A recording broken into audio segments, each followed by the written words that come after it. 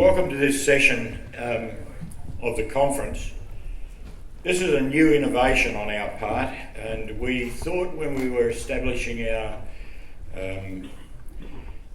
ideas about what AMHF stood for, AMHF is about a forum of discussion about ideas.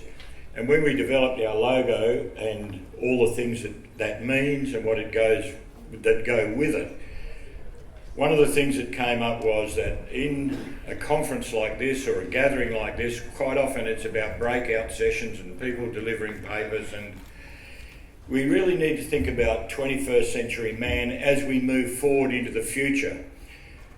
I don't think anyone really has the answers to that, but I think what I want you to do today, or what we felt as a committee would be good to do today, would be to challenge your thinking about where you see some of that sort of stuff fitting, where you see your role in moving men into the 21st century and beyond, because we do live in a changing environment that is challenging, to say the very least. So this idea has come about because we thought if we just get some ideas from some of the eminent people that deliver men's health programs around the world, let them have a few minutes just to express a view. Not that it's a definitive view, not that it's the answer, not that it is the solution to the problem, but just to sow some seeds of thoughts. One of the things that happened to me very early on in my working career, I trained as a diesel fitter originally. And the first job I got was working for a contractor down in a little country town south of Perth. And like all young men at the age of about 21, I knew everything there was to know about everything. And as a new tradesman, when I got to this place, I pulled this guy's tractor to bits and I walked into his office one morning and I said, we're going to need to spend about $35,000 on parts. Well, he was an Italian gentleman who was prone to temper outbursts from time to time. So he threw his dinner at the wall, which didn't impress me a lot because it was my dinner as well. And he then jumped out of his desk and he said, I pay you about $35 an hour to work here. How much extra do you think I'd have to pay you to think? Now that was a defining moment in my life, because from then on I have sort of thought about that, because it is really important for us to not just be doing the task, and quite often it's nose down, backside in the air, doing the task, and we don't quite often think about where we need to be perhaps, or think about some of the problems that exist in our society. So this new initiative of putting in what we have called the forum is about a discussion, it is about openness, it is about frankness about what we see, and we've entitled this particular one considering the 21st century man, some of the changes, some of the differences, and the way we can perhaps approach that. All right, well thanks very much to AMHF for asking me to come along and inviting me here on this and another panel a bit later today. Just a little bit about me. I'm a pharmacist by training. I'm a research professor by profession, I guess, and I'm a carpenter at heart, so that's why my interest in men's sheds. But I'm more than that. I guess I'm a husband, I'm a father, and grandfather, and hopefully in the next few months likely to be a grandfather again. So really looking forward to that. But I asked to go first because I'm I guess really a novice when it comes to my work in men's health. I first got interested in men's health when I was back in about 2008 when I started to do a bit of work in men's sheds. I hadn't been aware of that phenomenon before, and so I was involved when those sheds were only numbering about 150 around the country. And since then, as people know, they're sort of up around the 1,000 mark. And but since then, I'm a fairly late comer to academia. I spent a lot of time in hospital pharmacy, came to academia fairly late, came to research even later. and came to men's health later than that. So I started with working in men's sheds, and since then I've had an interest in men's health policy, also in the impact of long distance commuting or fly in, fly out on the physical and mental health of men, and also doing some work around male health promotion.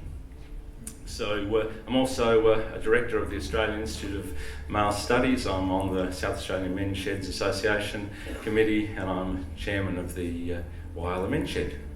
So that's me in a nutshell. But what I'm going to do today, at least as to set the theme for the rest of the discussion, is really just to give what I think is a brief overview, predominantly from the Australian context, about what some of the issues are, what some of the issues are going to be that people will face over time, and also perhaps what have been and what might be some of the responses.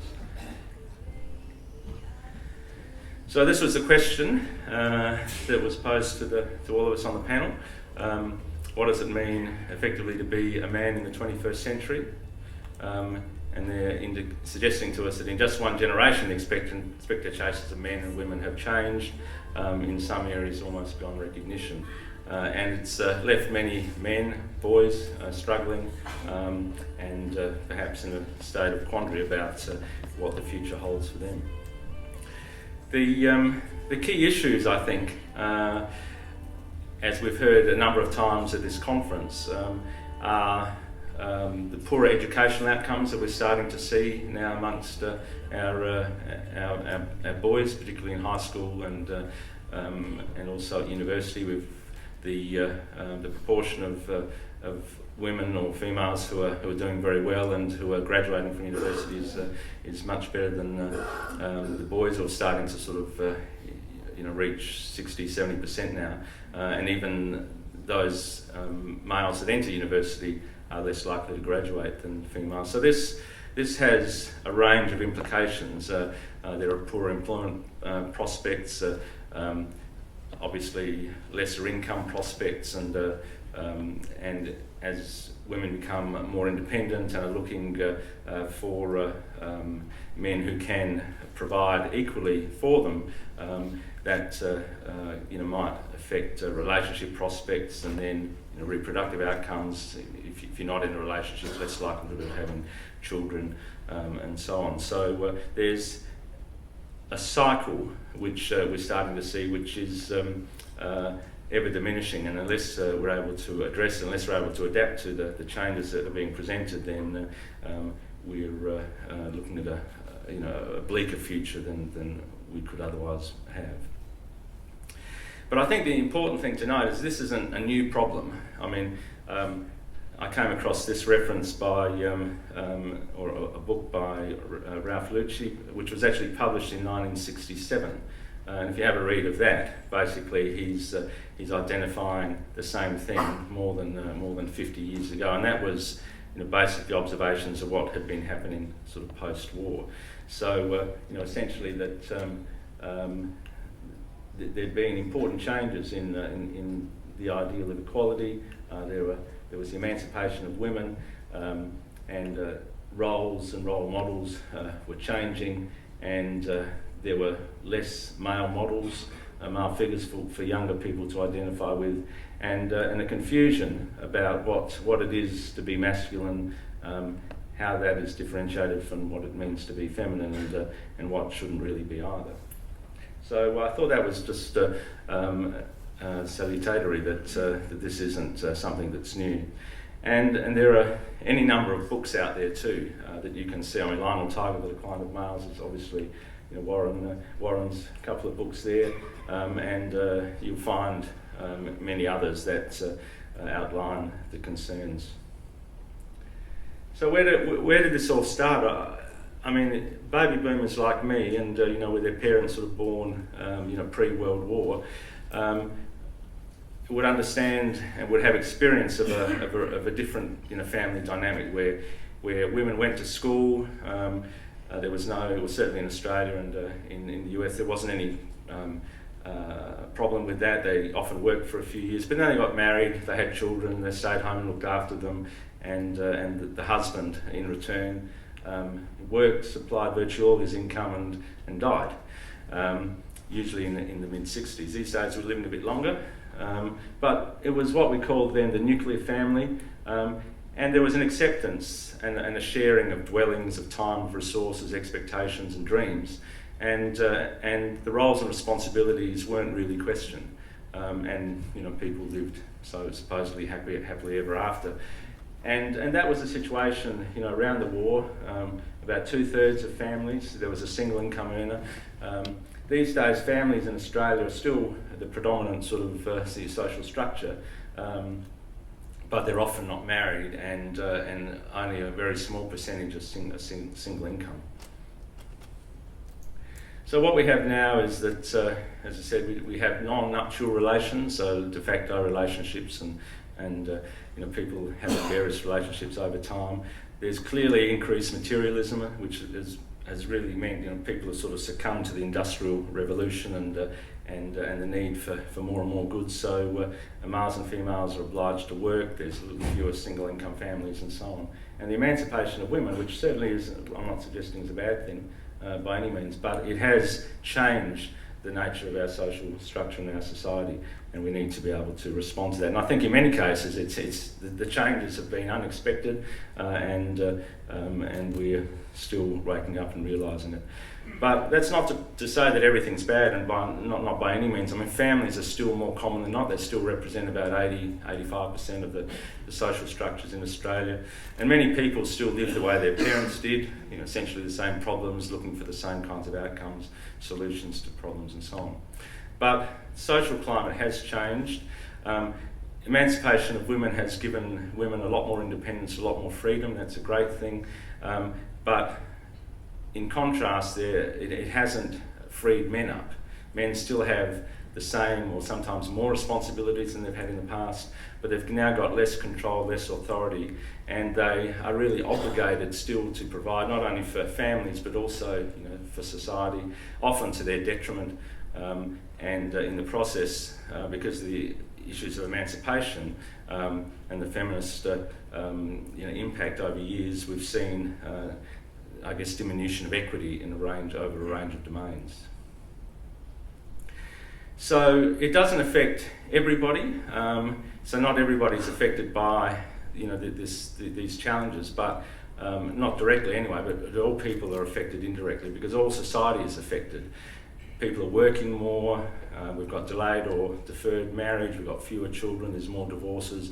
Women now, the primary changes, they've got reproductive control, engineered by men, mind you, but so there's opportunity to for them to basically have children or not have children. An increasing proportion of children are being born to single mothers, particularly overseas in some of the Scandinavian countries. And when there is relationship breakdown, whereas in the early part of the 19th century, custody was almost always granted to men. Now 97% of cases, custody is granted to women, and often men are denied access to their children. So some of the manifestations we're seeing are listed here. So we've got really government has stepped in the place of the husband.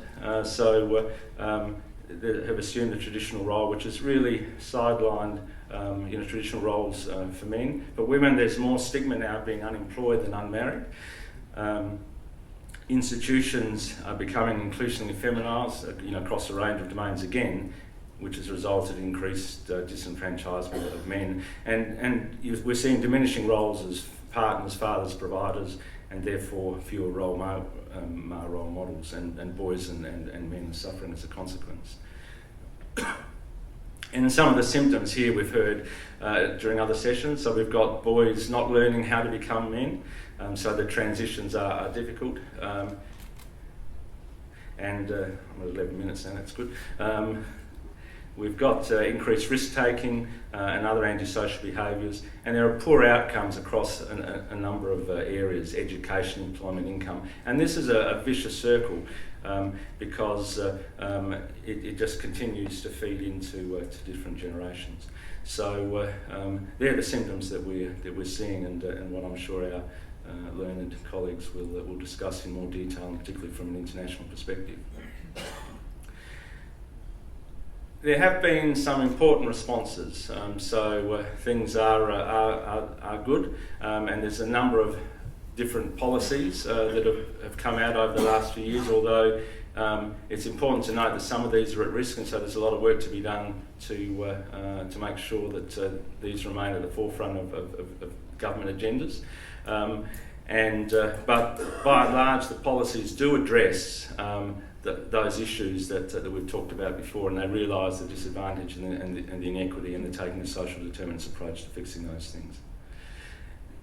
But I think more importantly, I guess men are doing it for themselves. I mean, there are problems, we're not making too much fuss about them, but we're just getting on and doing something about it. And most of this is not government funded, and I apologise if I've left people off here, but there's a number of organisations, a number of initiatives that are coming around, and we're even addressing, so you've got some around just general support, we've got peak bodies, we've got those that are looking at social isolation, we've got those that are sort of research based, we've got counselling services, we've got research activity, we've got Indigenous services, and a whole range of other things. So we're addressing all those symptoms that I described before. But importantly, there needs to be continuing debate, and it needs to inform policy around these issues, around health policy, the health and safety, the sort of tragedy of the frequency of that men are killed, 2 or 3 men, each day are killed, around the country, and things like suicide and so on that we all know very well. So that's really just a general overview, and I'll let my colleagues there fill in the gaps and talk much more about the origin and the sociology behind all this. But that's at least my thoughts on the challenges that we face, on the positive responses that are being addressed, and where to from here. Thank you.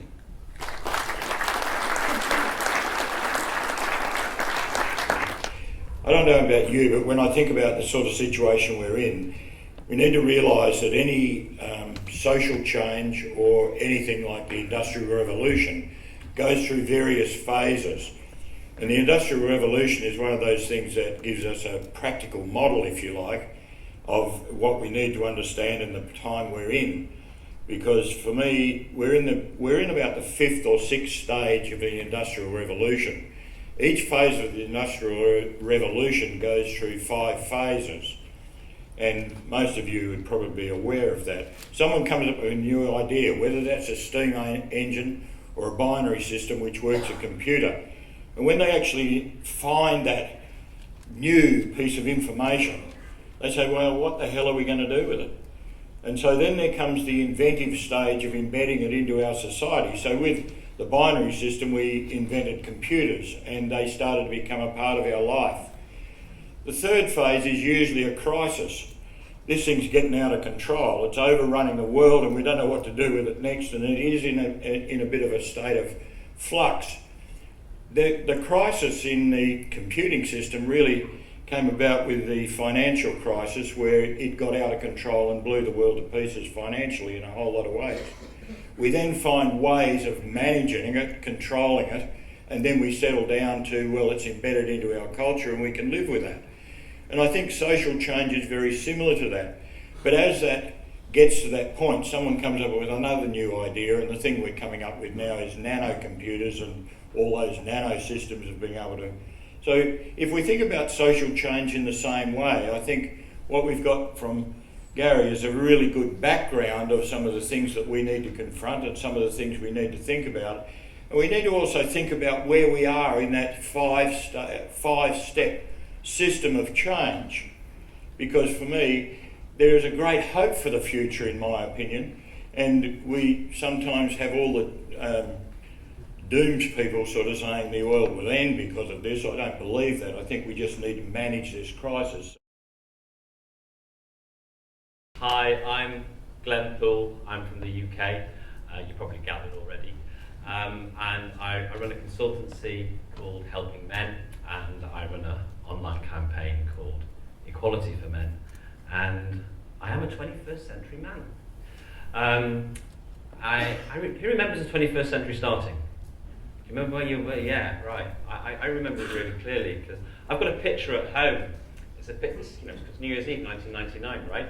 And I've got a picture of my daughter. She was 2 at the time, and she's wearing like a sparkly waist, sat at a table having a big party. Sparkly waistcoat, big feather boa that she got for Christmas. She's got a great smile, wide eyes. I think Granny's left a champagne glass in front of her, and she looks like she's drinking out of it. Maybe she was. And I remember tuning into Australia because I tuned into the fireworks here in Sydney. And you beat us to the new year again, something you do every year. Unlike the cricket, Julian, right? I wasn't supposed to mention it, was I? I apologise. The sandbag's coming out already. I apologise. And I also remember that time really clearly because it was, it's the last time I spent Christmas in my marital home. I was, at the end of the 90s, I was a full-time house husband and homemaker, and it was just the best time of my life. Every day with my daughter, I loved it. It was great. And real privilege, real privilege being there with your children when they're that young on a daily basis and watching them grow day by day. It's a real privilege. And my wife left me, and I got a letter from a solicitor saying, well, you've made a valid contribution in the first 2 years of your daughter's life, but it's no longer in her best interest that you look after her.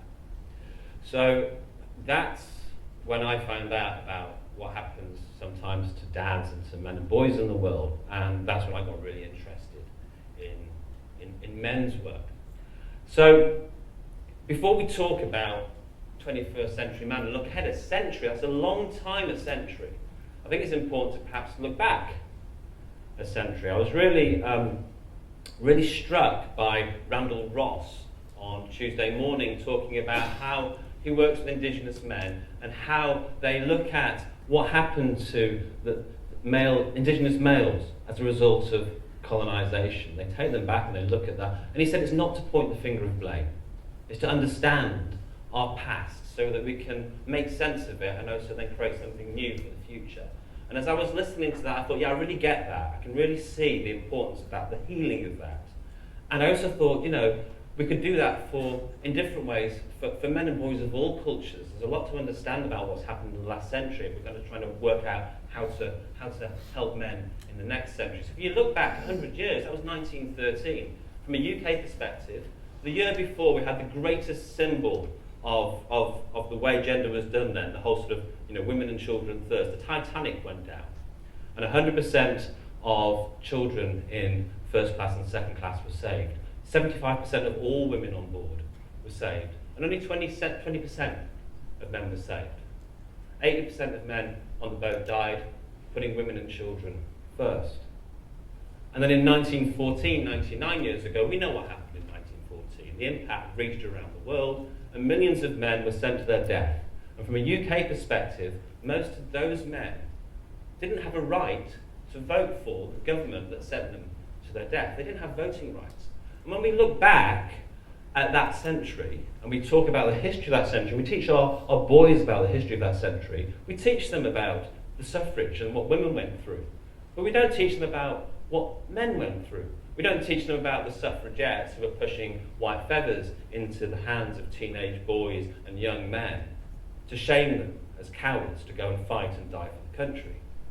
Now, I don't think we should share this to blame anyone, but I think we need to share this kind of stuff with men growing up to understand it. So as we come back to the sort of 20th century, 2013, my daughter's 16 now. And in the UK, that's the age where they start last 2 years of college before university. She's a gorgeous young woman, and she's just started a college right next door to where I live. And she's been in and out of the house, my house, our home, every single day. It's the first time in 14 years that I've been in her life every single day. When I was looking forward to the 21st century, when she was 2, I had this expectation that I would just be there every single day. It's not been like that for 14 years. And I'm one of the lucky ones. And I've met some guys who have much worse than I do.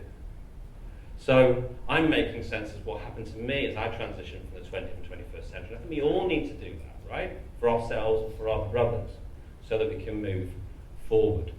So what happened? Why did I, such a clearly intelligent and handsome man, become a house husband? Because it was an opportunity. Thanks, Warren. Because it's an opportunity. Because I'm great with kids. Because I'm a great homemaker. I had great role models for that. And because my wife earned 3 times more than me. She was a city lawyer. And I've been looking back at when women became lawyers. In 1922, the very first woman became a lawyer in the UK. I cannot imagine what it was like trying to be a woman pioneering being a lawyer with 100% professionals, 100% male. I can't imagine what struggles they had. And in 50 years, right through till 1972, in that 50 years, still only 3% of lawyers were women. It's incredible, right?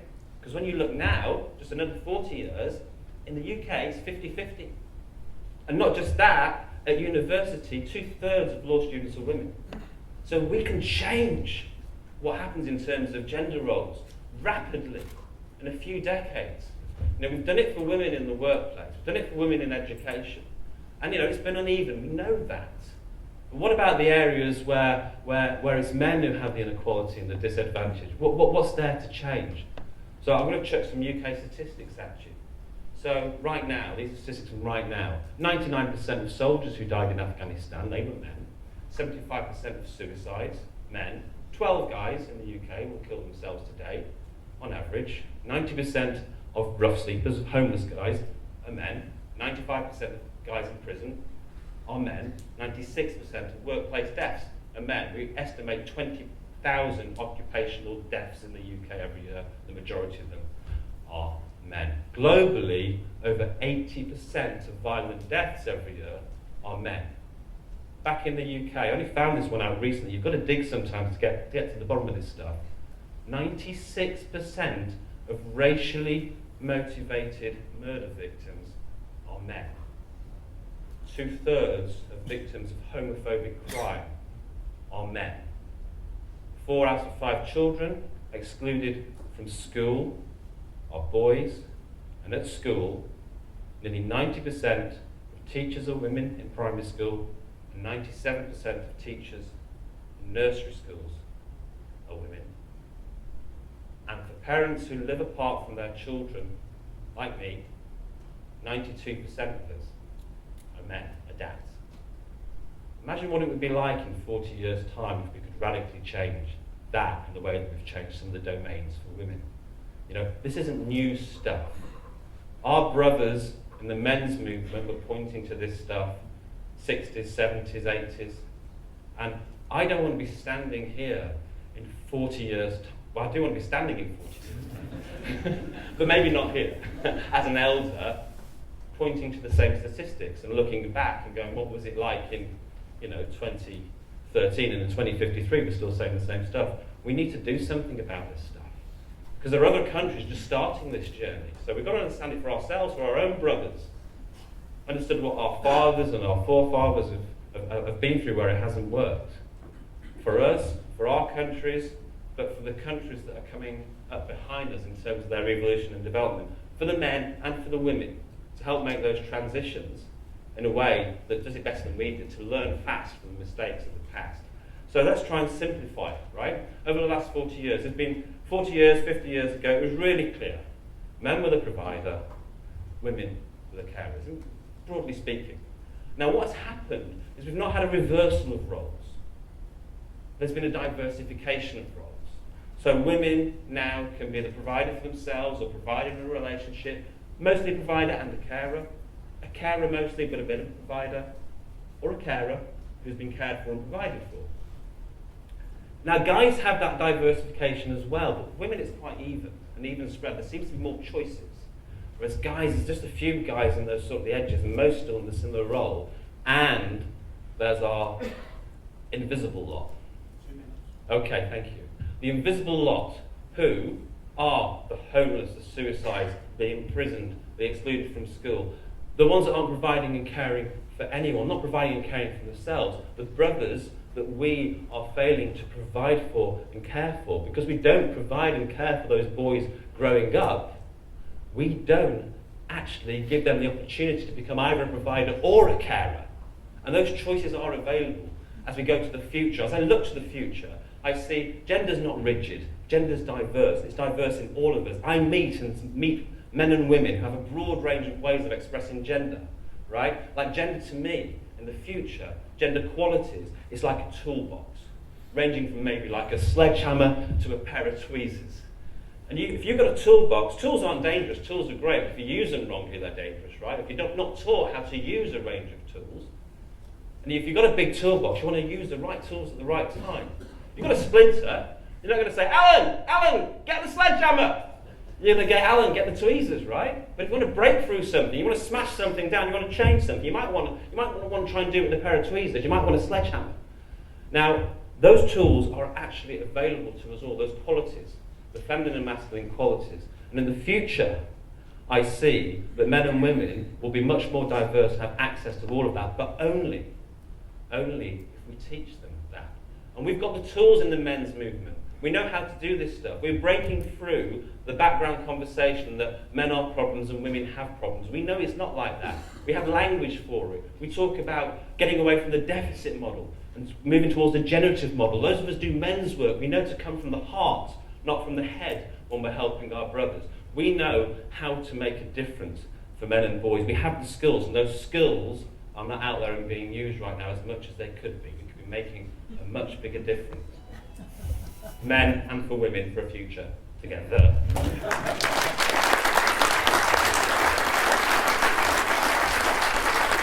You can see the passion of people coming through here, can't you? And I think that's wonderful. That's what it's about. You know, someone said to me once, you've got nothing to fear of the future unless you forget the past. And I think that's true. And lots of things have changed in the past few years. And as Glen spoke, I was reminded of something that happened to me quite a long time ago. Again, when I was a fitter, I worked on the Cancoban Dam, the last dam before the water runs into the Murray River on the Snowy Mountain scheme. That's how old I am. I worked on that job. And I can remember standing in a workshop when I was a 21-year-old man, and we were working for Kaiser Engineering, an American firm, and there was a guy called Curly Crispin who was the boss. And he used to give us a state of the nation wind-up every now and again. And he used to stand up there and say, boys, we're a couple of weeks behind because we had a lot of rain and the machines have been broken down and we've got to catch up in the next couple of weeks. But we're under budget, so that's really good. And the third thing he would say, and we've killed less men than we expected, so we're going really well. And you think about that, that's happened in my lifetime. That's a change to men's well-being and men's health. And if you want to confirm what I've said, if you go to the Cooma Museum where they've got a whole display, you'll hear Curly say exactly that, because it's on a recording and it's there for our admonition about how we need to change some of the things that happen. Okay, thanks very much. 12 minutes to talk about your life's work. A bit of pressure, but I think I'll stay with the theme and tell a little bit of a story. And if I was going to tell a defining story about myself, it was when I was 28 years old. I was married, I had a 1-year-old boy and a 3-year-old boy. I lived in a coastal Australian town. I was a doctor, I had a medical practice, I was a keen surfer. And if it was Saturday morning, one year by the Saturday morning of the next week, my wife had actually left and gone back overseas to Canada where she came from. And I found myself living on my own with a 1-year-old in full-time nappies and a 3-year-old in nighttime nappies, and it put a serious dent into my surfing career. And I have to say that the next 6 months when I had them on my own was both the most difficult and most wonderful time of my life. And having to care for these two beautiful boys and having to be there for them and having to get up in the night and make their bottles and cuddling them in the morning and having baths with them and learning how to cook and all of those things totally changed my life. And it not only changed my personal life, but it changed my professional career. And as a doctor, I moved away from the sort of the 6 and 10 minute consultations and starting having longer and longer consultations, and even up to an hour, and really speaking to men, especially older men, and just listening to their stories. And one of the things that I started to do is I pretended that all the men who came into my surgery at any age, I said, what if they were the same man, just at different stages in their life?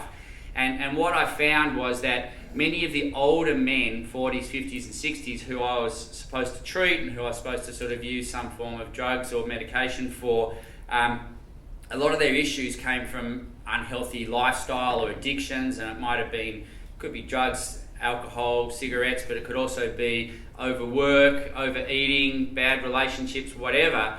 And that a lot of these issues came from some form of deep unhappiness or self-esteem issues, and actually a lot of these issues came back to when they were teenagers and when they were actually going through that transition from boy to man, and issues that happened at home or things that they did. And I knew that I was becoming more and more dissatisfied with the medical system that I was working in, and so I sort of, wanted to think about where I really wanted to work.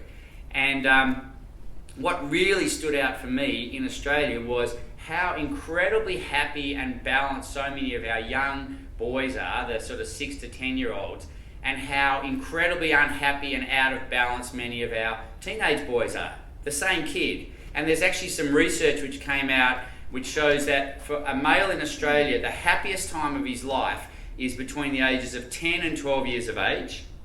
And by miles, the most unhappy time of his life is between 14 and 18 years of age. And then for the rest of his life, he spends somewhere in the middle between those two ages in terms of level of happiness.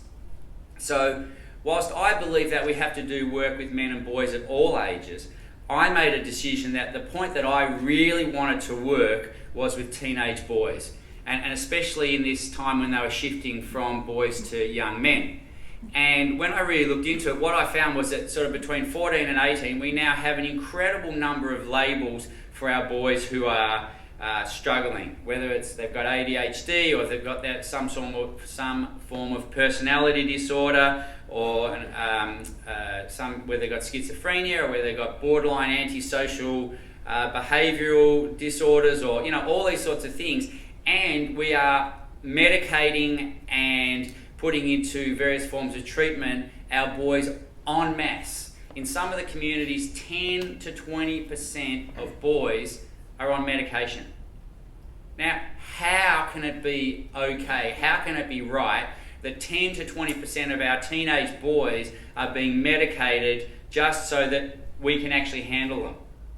I have a major issue with that, and I actually see that problem getting worse. And so I started looking into, look, there's got to be stuff that's preventative. There's got to be things that we're looking at in our evolved society before they're getting into trouble to actually stop this happening. And what I found is there's actually almost nothing. And instead, where we're pouring our money and our resources into is once they are in trouble, to try and get them, to try and either manage them or get them out of trouble. And we know that prevention is so much more effective than trying to cure. And trying to turn an out-of-control teenage boy around is, one of the most difficult tasks you would ever face. And I know, and having worked as a doctor and having worked in emergency departments for many, many years, I've seen the results, and I've seen what really goes wrong, and it's not pretty.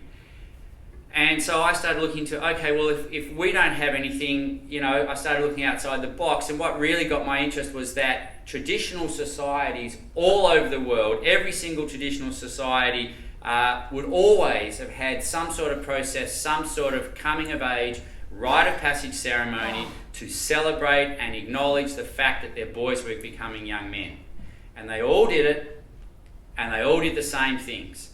And so what I looked at was, what were they actually trying to achieve? Why had they all decided that it was just so important that we had to do something for our boys when they reached puberty? And what I found was that there were a number of key things that they were trying to achieve. And the first was what I call a shift from boy psychology to healthy man psychology. So they would say that boy psychology is what you typically see in a normal 8-year-old, which is, in boy psychology, it's all about me, I want acknowledgement, I want to be seen. That's beautiful. In boy psychology, all power is for me. In boy psychology, a boy doesn't take responsibility for his actions. A boy, if he can't stand with his emotions, if a little kid, if something goes wrong, he has a temper tantrum. And a boy wants a mother. And that's all really beautiful in a boy. But in healthy man psychology, we should hopefully have a vision. And we do what we do because we believe in it. And we take responsibility for our actions. And we understand that we're mortal. And if something doesn't work, we can't just have a temper tantrum and lash out. And we're not actually looking for a mother. We're looking for a relationship with the feminine. And they realised you could not have a society that was run on boy psychology. I mean, imagine if our politicians, for example, still ran on boy psychology and wanted power and didn't, take responsibility for their actions and it's all about me and all about, holding on to what I've got. And if you talk about the earth as being the mother energy, had this attitude that you could just take and pollute and it would always be okay, mum would always be there. And they realised that this shift was so fundamentally important.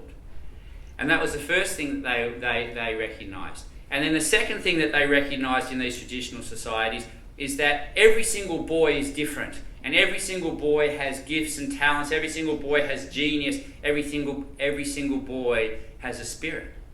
And it's our responsibility to show them that we love them for who they are and we want them to be who they are, rather than trying to make every boy be like what they see on the internet or in magazines and, have to be a certain way. They actually are all different, and they're supposed to be different. And they recognise that when you celebrate and acknowledge those differences, if you bring out the passion and the diversity and the potential in the boys, you also bring out the passion and the diversity and the potential in your entire society.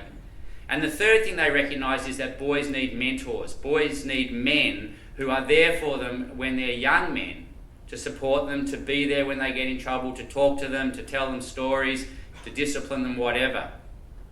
It made a lot of sense for me.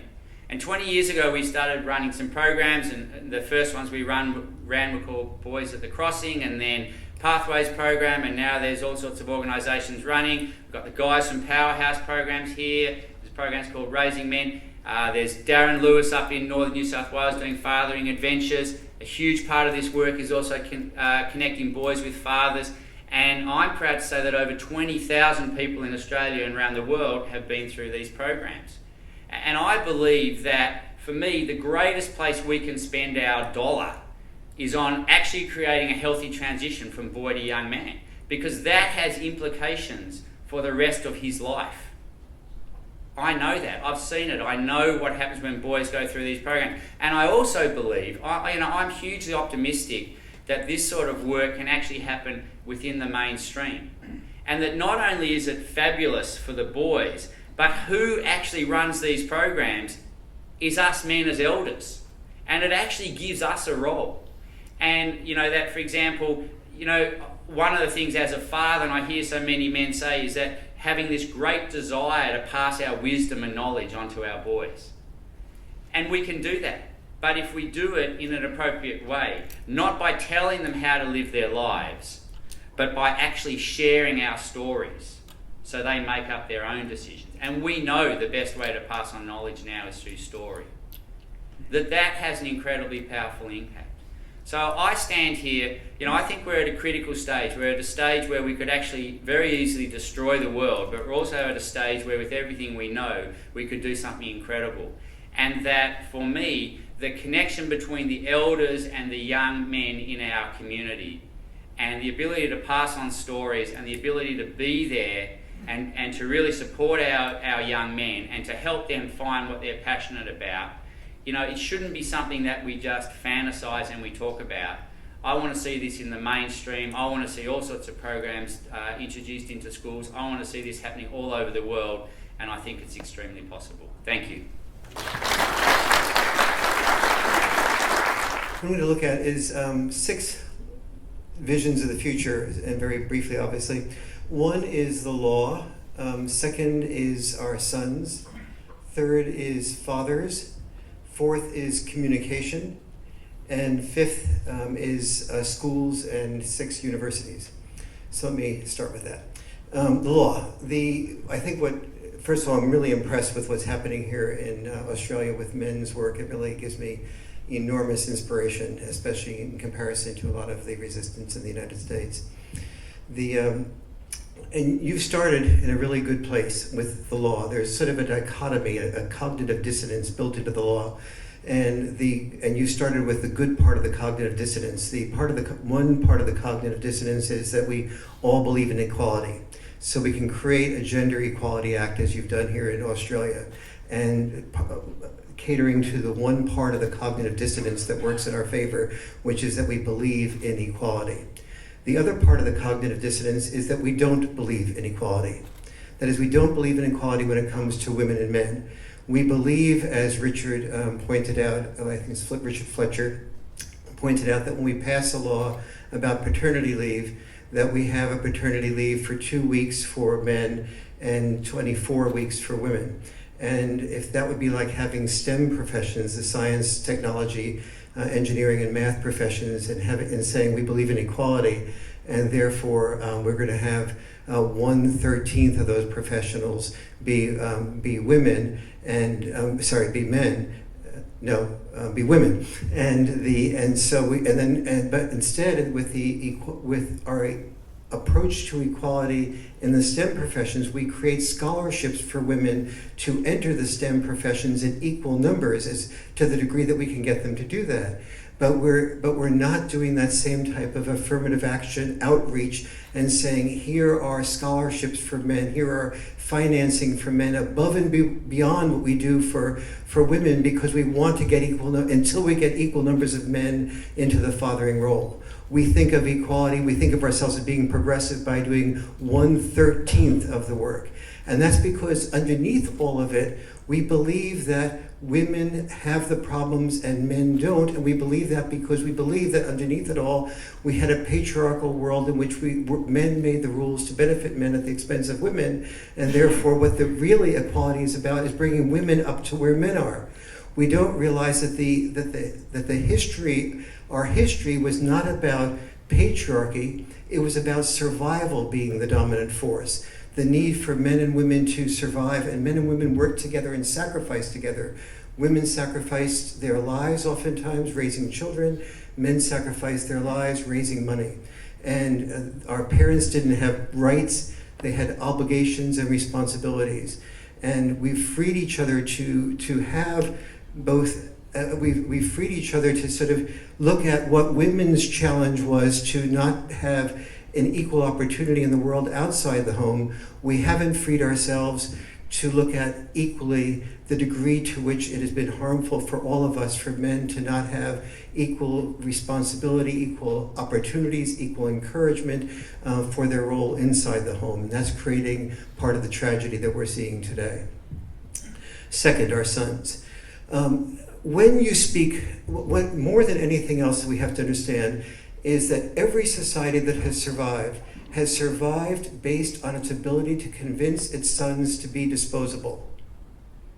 Disposable in war, disposable in work, and because many of the men who died in war were dads, and many of the men who died in our coal mines and our oil rigs and construction sites were dads, indirectly therefore disposable as dads.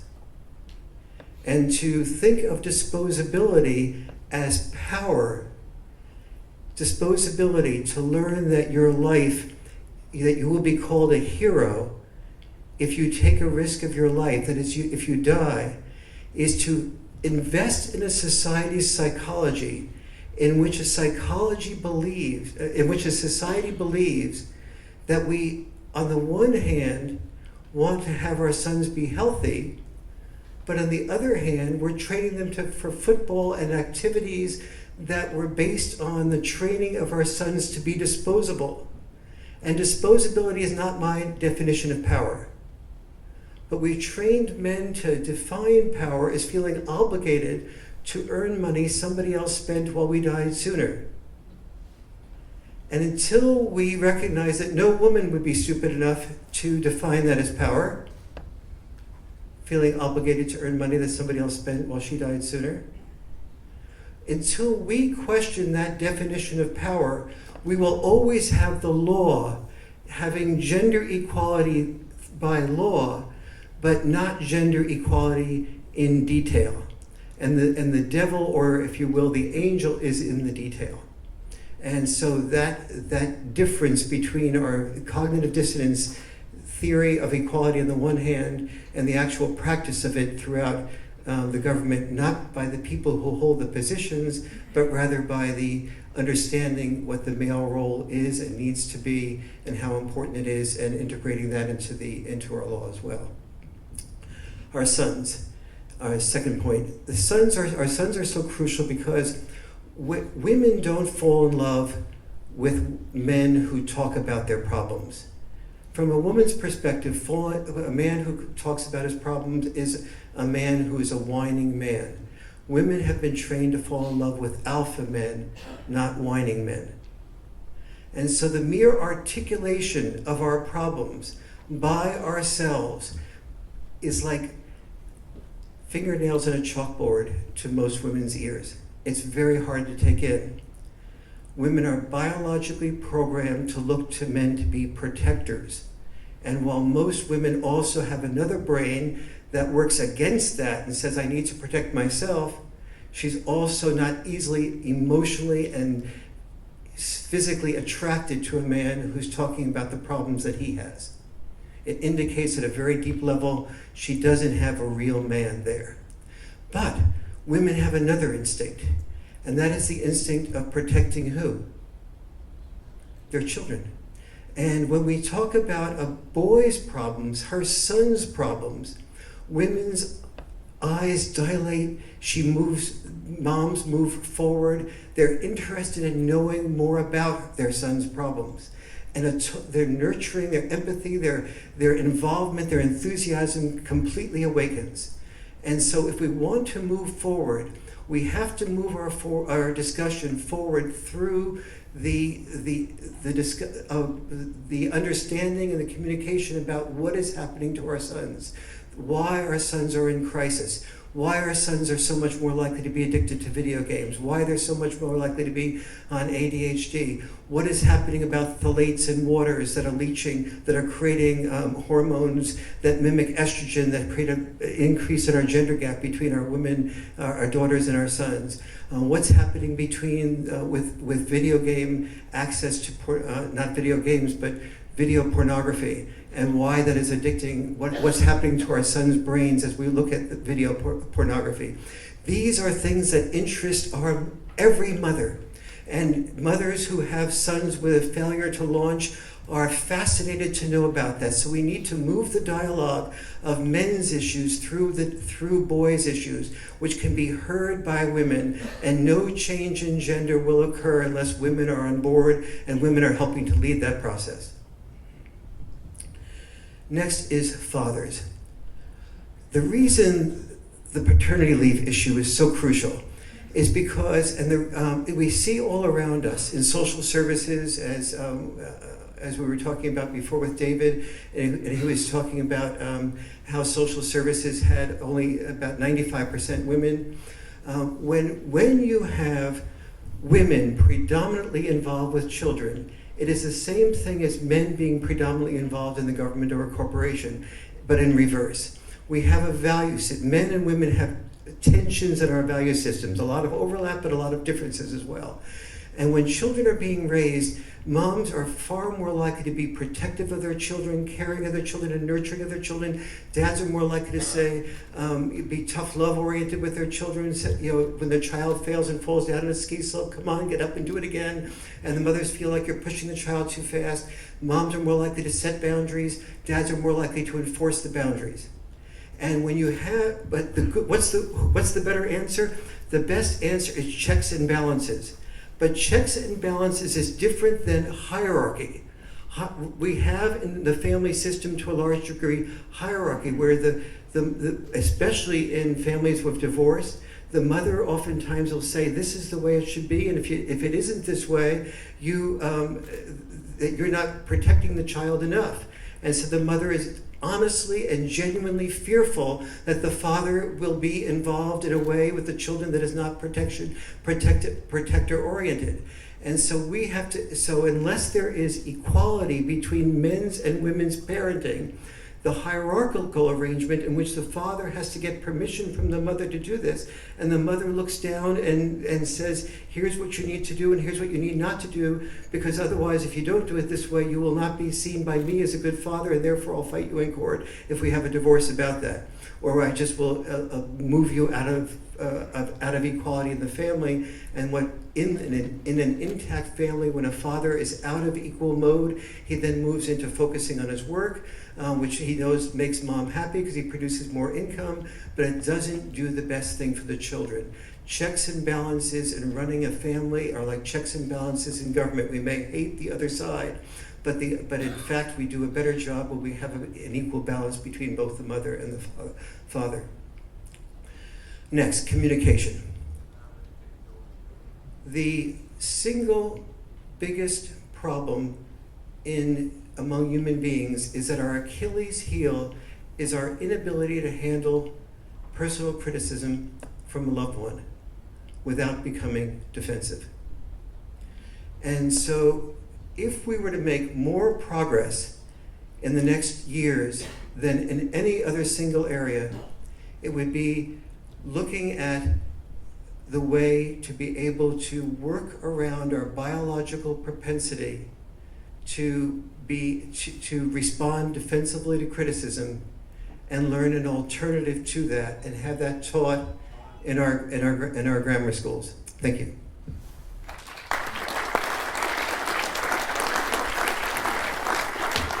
Now comes the interesting part, in my opinion, and I'm sure that of those four men, I think we should give them another round of applause, because I think that was a really good. You know, we said we wanted them just to open up a little bit, and they've shared a bit of themselves, they've shared a bit of their background, they've shared a bit of their wisdom, because you know wisdom comes with age and experience and some of those things, and some of us have, I don't know, we've got to an old age and still haven't got it, but still. It's a good thing to actually reflect and listen to what these gentlemen have said, but I'm sure that of this, there's going to be some things that you would like someone to expand on a little more, a question you may like to ask, an observation that you might like to make. Hi guys, my name is Stephen. Warren, you just finished, before I went to hear what you talked about around communication, training in schools. Very interested to hear about that. Sure. The work that I do in I started with couples communication, and what I began to see is that everyone went to a couples communication course. They really learned how to hear and listen to each other.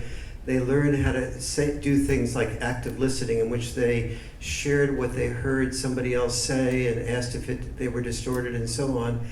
But the problem was that the person who was being criticized by their partner was taking in all this criticism and not feeling safe with it. And as a result, they didn't want to go back and communicate more unless there was a therapist there creating that. So the Munich marital study found that no one used active listening when they're outside of therapeutic context. And so what I began to see was that the fear that you have to keep the person who is hearing the criticism safe in order for that person to want to be involved with criticism to a greater degree. But the problem was that whenever anybody felt they were being criticized, their natural biological response was to become defensive, because they were trying to basically, historically speaking, when you heard criticism, you heard an enemy in the back of your mind. And so your response to that, in order to survive, was to build up your defenses, become defensive, or to kill the enemy before the enemy killed you. So when you heard criticism for your wife or your husband, that was your biological response. So what the work that I've been doing is to create a workaround to that natural biological response. But that cannot happen during the course of an everyday interaction between a man and a woman or any two people. It has to happen you have to create what I call a caring and sharing time, about 2 hours a week, and the rest of the week be in conflict-free zone. Have somebody journal the challenges and anger and upsetnesses that come up during the week, and then bring one of those issues up each week in the conflict-free zone, and then move into a mindset that moves them into emotionally associating the criticism from their loved one with being an opportunity to be loved, rather than the feeling that they have to build up their defenses and shoot back at their loved one. And so I feel that needs to be taught from first, second grade on, not only the first and second graders, but also by the teachers and also by the parents, so the children don't go home learning one set of communication skills and not having parents that reinforce that. So did that respond to your question? Thank you. Hi, you're talking about the history. It seems one of the core things for us here is that the historical alignment of men with rationality and women with emotionality underlines a lot of the problems that we've had. And I'm kind of wondering that the emotional disconnect that men have from themselves, from their own feelings, from their friendships, from their family, how do we address this? Because in mainstreaming men's work, it seems that men generally are kind of scared of going there. And I'm kind of wondering from the panel, how do we help mainstream guys get there? Really great question. I use a model called the integral model, which sort of picks out, and I know Warren's familiar with this too from the work of his friend Ken Wilber, which picks out the kind of like what you've called the rational, but the objective sort of realm and the subjective realm. And that's at the heart of a lot of problems between men and women. I really see it in the family courts, where it's a subjective court, and men are going in expecting a rational objective court. And it's like they're speaking a different language, though English is coming out of it. Out of people's mouths, it's like a different language, right? And they're just confused, and it's cruel. But the court doesn't know it's doing that to men. It hasn't seen those two sort of realms that have been spoken in. So that's sort of a general sort of big opening up. But I think a lot of the work we do in gender is about trying to get men to understand women, which is nonsense. Not because we shouldn't understand women, but it's nonsense because we haven't trained men to understand themselves yet. So until we can actually start to train men to understand themselves as gendered beings, as men, to start to hear men's subjective experiences out in the world, and part of it is about just hearing other guys talk about stuff, which is why men's groups are so good. When you start to hear it's normal for men to share their subjective experience, then we can get used to the language of it. Until we do that, we can't meet women in a space of subjective conversation because we haven't learned that language. So I think that's really important. I was really heartened by, it's David Hughes, Byron Bay, sort of in here, yeah? Working with new fathers in Byron Bay, and he said to me, that's a really key point when mum gets pregnant, that actually to say to dad, you've got a choice. You don't have to go and do, have you thought about whether you want to be like, full-time provider carer, or the carer? Have you had that conversation with your missus? And for those men, from what I understand from David, they're a bit challenged about having that conversation at first, but when they break through and actually have the conversation, it enables them to start to think about how we're going to do gender. So it's about, I think, finding the key opportunities in life where we can start to make that happen. But until we actually recognise that's a journey, a skill that we need to help men learn, not because they're stupid, it's just that they haven't been taught it or given the opportunities. We've got to learn, Warren was saying about listening skills, as a culture, as a community, we've got to learn to listen to men. Because men won't talk if we don't listen.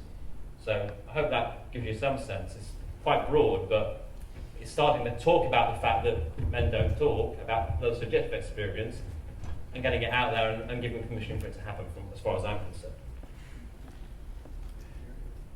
Thank you. Yeah, So to answer your question, we'll give you some...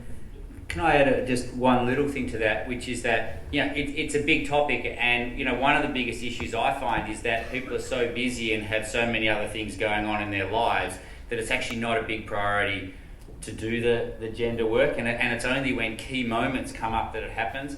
And just from a personal experience, I find that it's actually like what Warren said, and I would extend it, is that when we do it through their sons or their daughters, that men move from rational to emotional, and women move from emotional to rational and or objective, and that, you know, and all with the daughters, you know, when we do programs for daughters, and all of a sudden the men, when they're sitting with their daughters, a whole nother side, a beautiful side comes out of them.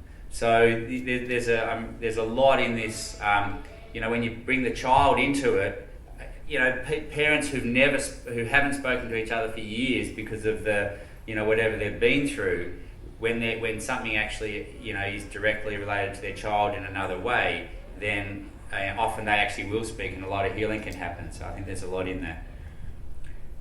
I just want to say a quick something there.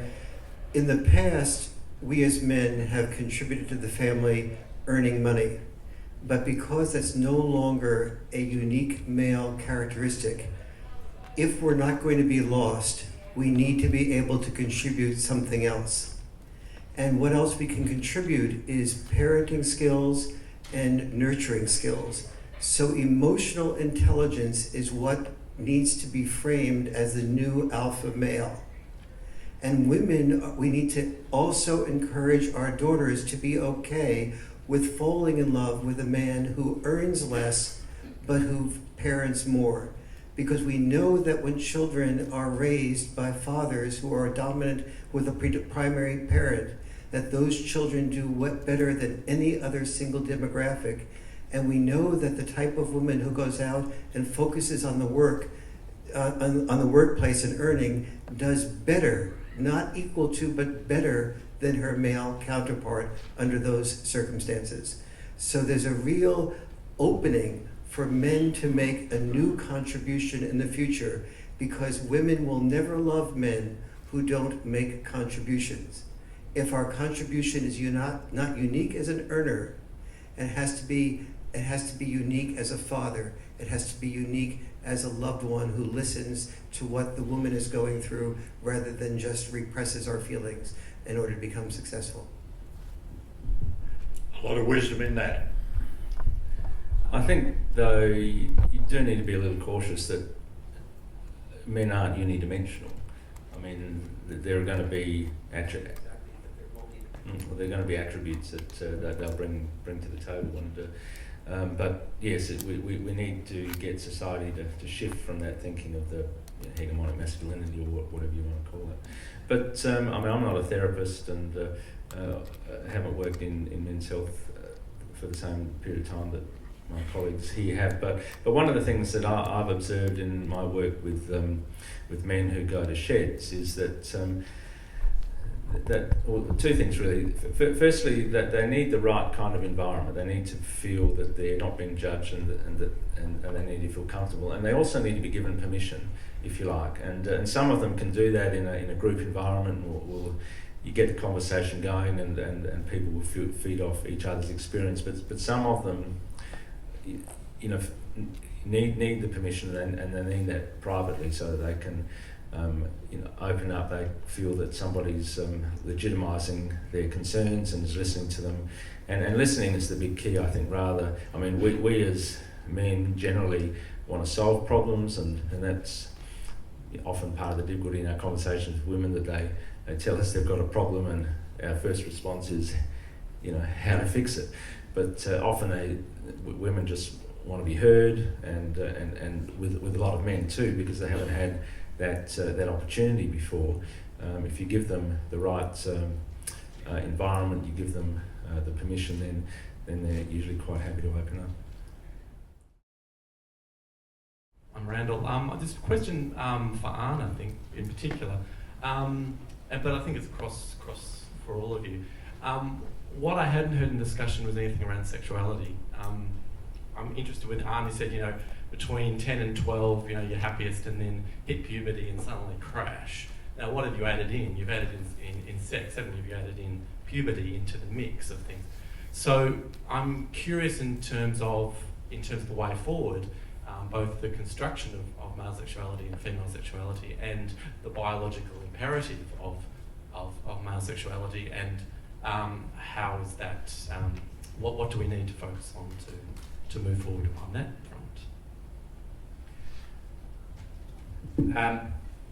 I have no doubt that the emerging sexuality of a young man that occurs at puberty has a major impact on his sense of well-being and actually everything.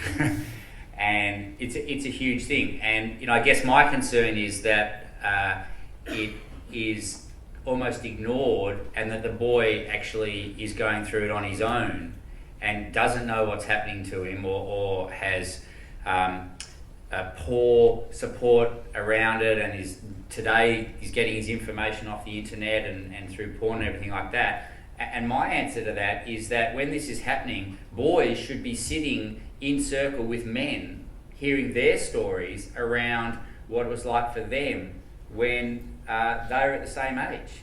And in these programs that we're talking about, one of the things that we do is we sit in circles, man, boy, man, boy, man, boy, and we ask the men to talk about, what was it like for you, and to talk about the subjects that normally don't get talked about, to talk about masturbation, to talk about feelings towards girls, to talk about feelings towards boys, to talk about whatever it is that comes up, and to ask the boys if they have any questions that they want to ask.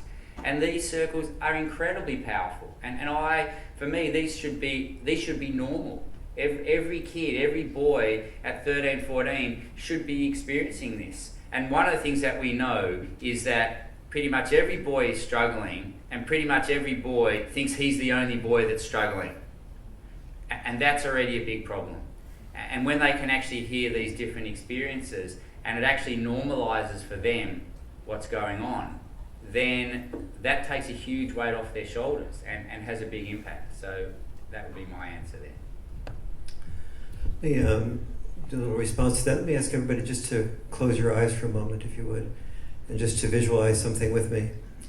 Imagine being at home, and you have a 9 and 13-year-old children, and one is a boy and one is a girl, and they're watching a murder mystery, something like CSI or something to that effect, and you're walking through on the way to the kitchen.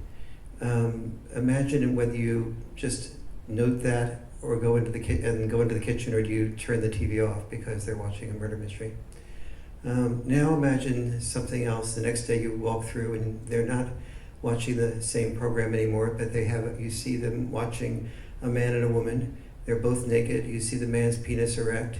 You see the woman's vagina facing toward you, and they're ready to have sex. Your 9 and 13-year-old boy and girl are watching this. What is your response? Is it more negative for the CSI, or more negative for the man about ready to enter the woman? And so you can open your eyes if you would, and almost all of us would raise our hand that it would be more negative for the man and woman getting ready to have sex with each other. So our message to most of our sons is sex is dirty, dirtier, worse than watching murder, watching people being killed. And yet we're also saying to our sons, our daughters have the option of initiating sex, but our sons still have the expectation of initiating sex. So we're saying sex is dirty, boys initiate the sex.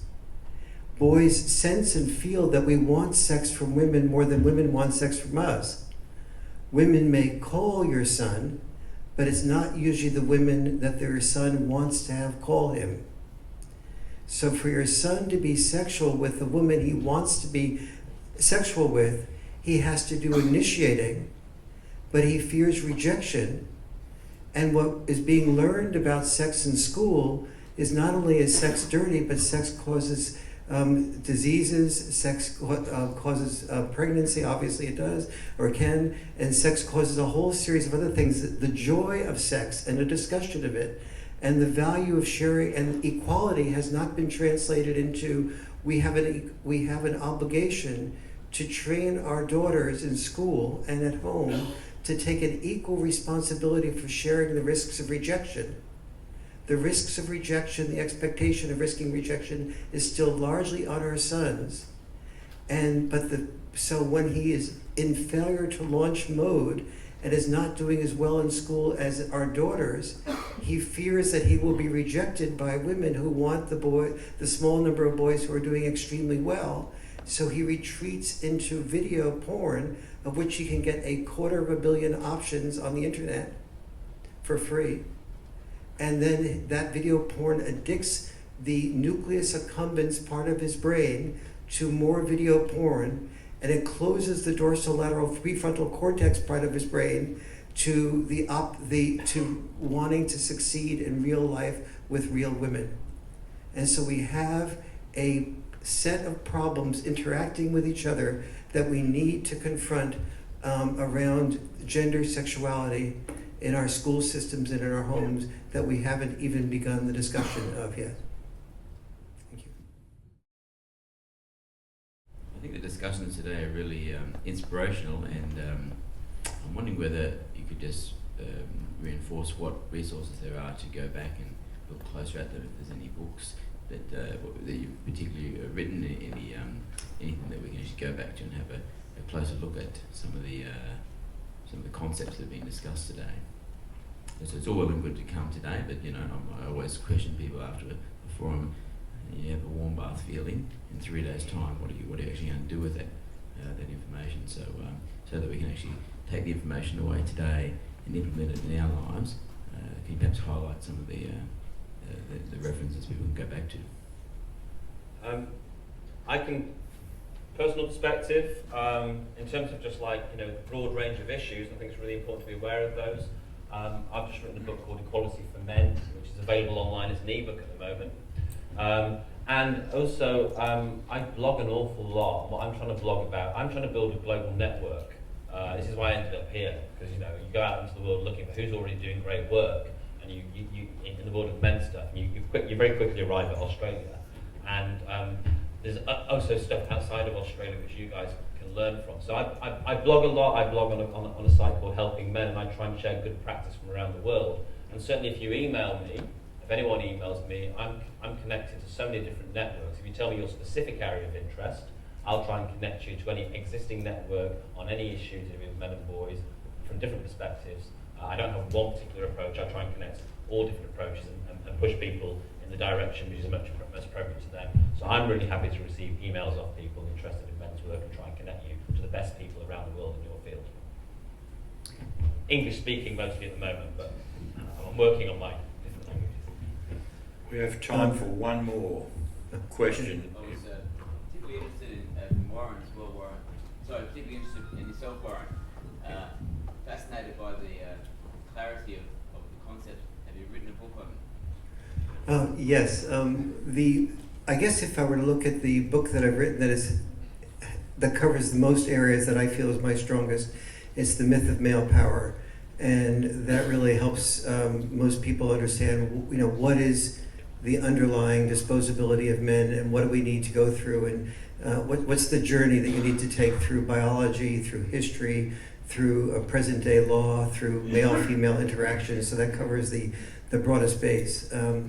If you are thinking about becoming a dad and want to know why it's so crucial for being involved as a dad, the Father and Child Reunion book is the one I would most recommend. If you have a daughter who is, or a son who is thinking about how do I want to shape my career, the trade-offs, the 25 major trade-offs that people need to consider to shape a career that balances fulfillment with income productivity is why men earn more and what women can do about it. But it's not just for women. And those are probably the books among the books I've written that I would probably most recommend for the foci of this audience.